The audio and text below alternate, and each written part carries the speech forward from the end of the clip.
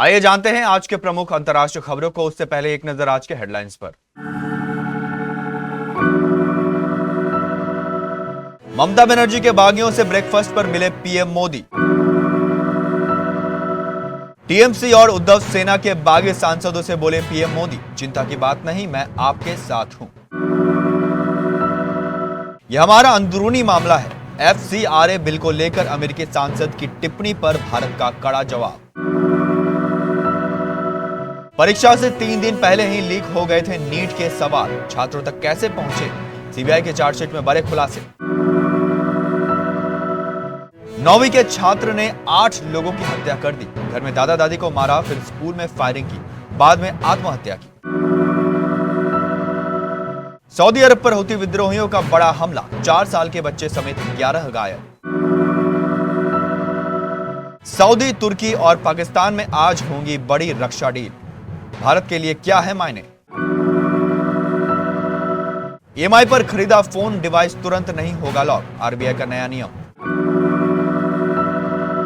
पंकज त्रिपाठी की फिल्म में ऑस्कर ने बटोरी सबसे ज्यादा तालियां, मगर कहानी लंबी पड़ जाती है। रामायण को ऑस्कर नहीं मिला तो मुझे निराशा होगी, सीएम फडणवीस बोले यह एक डिकेड की नहीं बल्कि पूरे मिलेनियम की फिल्म है। प्रधानमंत्री मोदी ने शुक्रवार को दिल्ली में ममता गुट के बागी सांसदों, जो अब nationalist citizens party of India में शामिल हो चुके हैं, उन सभी के साथ ब्रेकफास्ट किया। पीएम मोदी की उनके साथ कई मुद्दों पर चर्चा हुई।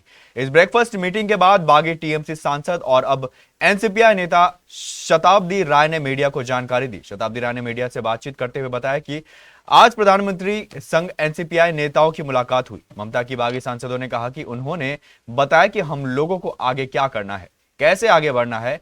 साथ ही उन्होंने यह भी बताया कि राष्ट्र हित के लिए कैसे मिलजुल कर काम करना है। इसी तरह की सब बातें हुई हैं।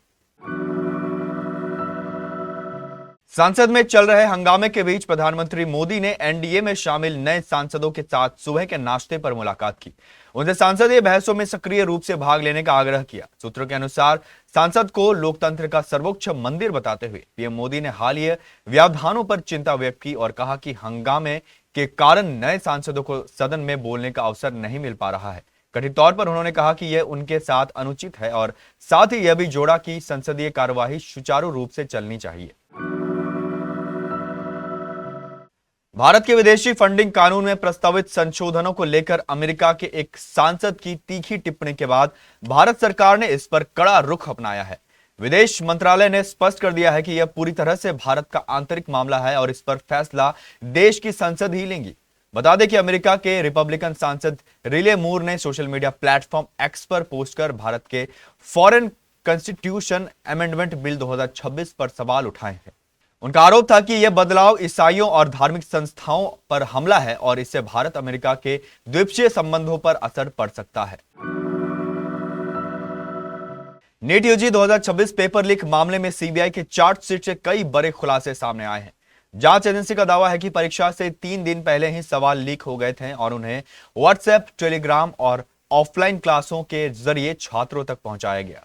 सीबीआई के मुताबिक इस पूरे मामले में एनटीए से जुड़े कुछ विशेषज्ञ, कोचिंग सेंटर संचालक, बिचौलिया और कई अन्य लोग शामिल थे। सीबीआई के अनुसार केमिस्ट्री के विषय विशेषज्ञ पीवी कुलकर्णी ने गोपनीयता की शपथ लेने के बावजूद 25 से 27 अप्रैल के बीच पुणे में स्पेशल क्लास चलाई। इन क्लासों में शामिल छात्रों को कथित तौर पर वही सवाल और जवाब लिखवाए गए जो बाद में नीट परीक्षा में आए थे। लातूर में भी कुछ छात्रों को इस तरह की विशेष क्लासेस दी गई थी। थाईलैंड के एक स्कूल में शुक्रवार को 9वीं की छात्र ने फायरिंग कर दी थी। इनमें 3 शिक्षक और 3 छात्रों समेत 6 की मौत हो गई, जबकि 15 लोग घायल हैं। छात्र ने खुद को भी गोली मार ली और अस्पताल ले जाते समय उसकी मौत हो गई। पुलिस के मुताबिक घटना राजधानी बैंकॉक के पास डेबसिरिन नोथाबुरी स्कूल की है। स्कूल पहुंचने से पहले ही छात्र ने घर में दादा दादी की हत्या कर दी थी। बाद में दोनों के शव घर से बरामद हुए। फायरिंग में इस्तेमाल की गई 9 mm पिस्टल छात्र के दादा की थी, जो पेशे से शिक्षक थे। फिलहाल पुलिस हमले की वजहों की जांच कर रही है। ईरान समर्थित हूती विद्रोहियों ने सऊदी अरब के दक्षिणी प्रांत नजरान में बड़ा हमला किया। इस हमले में एक 4 वर्षीय बच्चे समेत 11 नागरिक घायल हो गए हैं। सऊदी अरब के नेतृत्व वाली गठबंधन सेना ने हमले की पुष्टि करते हुए चेतावनी दी कि ईरान समर्थित हूती और इराकी लड़ाकू सऊदी अरब के नागरिकों, ठिकानों और ऊर्जा ढांचों पर हमले कर सकते हैं। गठबंधन सेना के प्रवक्ता मेजर जनरल तुर्की अल मल्की ने हूतियों पर अंतर्राष्ट्रीय मानवीय कानून का उल्लंघन करते हुए जानबूझकर नागरिकों और नागरिक बुनियादी ढांचे को निशाना बनाने का आरोप लगाया और कहा कि गठबंधन आम लोगों की सुरक्षा के लिए सभी जरूरी कदम उठाते रहेगा।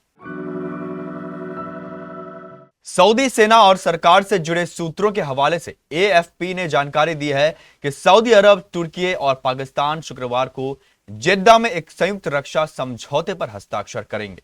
अमेरिका और ईरान के बीच चल रहे युद्ध के माहौल में क्षेत्रीय ताकतें अपने सुरक्षा संबंधों को मजबूत करने की कोशिश कर रही है।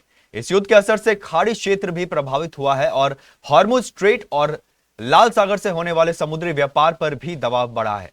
नाम न बताने की शर्त पर एएफपी से बातचीत करते हुए एक सूत्र ने कहा, इस पर लंबे समय से बातचीत चल रही थी, लेकिन क्षेत्र में हाल की घटनाओं ने इस प्रक्रिया को तेज कर दिया है। सऊदी सरकार से जुड़े एक दूसरे सूत्र ने भी नाम न बताने की शर्त पर पुष्टि की कि समझौते पर शुक्रवार को हस्ताक्षर किए जाएंगे।